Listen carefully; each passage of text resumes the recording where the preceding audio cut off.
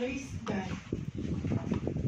Para po tayo'y umusad, pagkakalan din po natin ang pagbibigay. Ang galing-galing na kasi.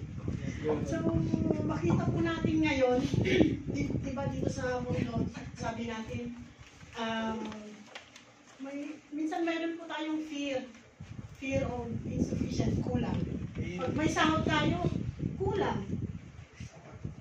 Hindi, parang tingin natin hindi sapat yung sinasahod natin. Kahit na sa resibo, 1 million pesos only. Ganun pa rin ang nakasulat sa resibo. So, kung tutuusin po, wala pong shortage sa ekonomiya. Pag titingnan mo kasi sa pag manonood ka ng mga news, lalo na sa Pilipinas, magtataka ka bakit kulang, ang yaman-yaman naman natin. Pag nagkikwenta sila doon sa nagre-report sila, ang dami eh. Saan napunta yung yung perang yun? So napunta lang sa mga, sabi mo lang, mga negosyante, yung talagang greediness na kasi din minsan din yun sa part nila. Kasi hinuhoard nila yung pera, gusto nila sila lang yung mayaman. So minsan nadideceive tayo doon, wala pong shortage. Para sa anak ng Diyos, wala pong shortage. Sabi po dito, the fear of insufficiency is always present dito sa mundo. But when this fear appears in believers, its purpose is usually to stop them giving to God. So pag nababalutan po tayo ng takot na baka kulang, hindi tayo makapagbigay kay God. So kung i-allow po natin yung insufficiency, ay yun nga, hindi nga po tayo makapagbigay kay God. So yung sinasahod po natin, enough po yun, kasi i-multiply ni Lord yun ba? If we continue to obey sa kanyang salita. So para tayo umusad, sabi po dito, do not worry. Sabi po dito sa Matthew 6:25 to 33, paborito ko po kasi ito. Basahin ko ha. So para po tayo umusad, do not worry. Sabi po dito, therefore I say to you, do not worry about your life, what you will eat or what you will drink, nor about your body, what you will put on. Is not life more than food, and the body more than clothing? Look at the birds of the air, for they neither sow, nor reap, nor gather into barns. Yet your heavenly Father feeds them. Are you not more valued than they? So tignan natin yung mga ibon. So nabubuhay sila, dumadami sila, nangingitlog.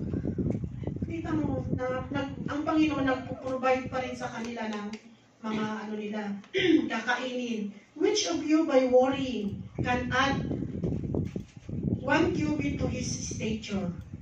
So why do you worry about clothing? Consider the lilies of the field, how they grow, they neither toil nor spin. And yet, I say to you that even Solomon in all his glory was not arrayed like one of these. Now, if God so clothed the grass of the field, tingnan mo yung mga bulaklak, namumulaklak na lang. Amen. Wala namang may tubig doon, namumulaklak na lang. So, napaka ng Panginoon na i-provide din yung needs nila para mamulaklak. Makita natin, ina-appreciate po natin. So, now, if God so clothed the grass of the field, which today is and tomorrow is thrown into the oven, will He not much more clothe you, O you of little faith?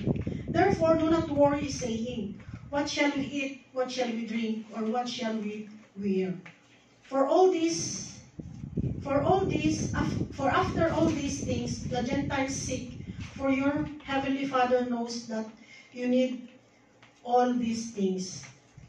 Verse 33, sinabi po dito, but seek ye first the kingdom of God and His righteousness, and all these things shall be added unto you. So, lagi po natin isip yung kingdom of God.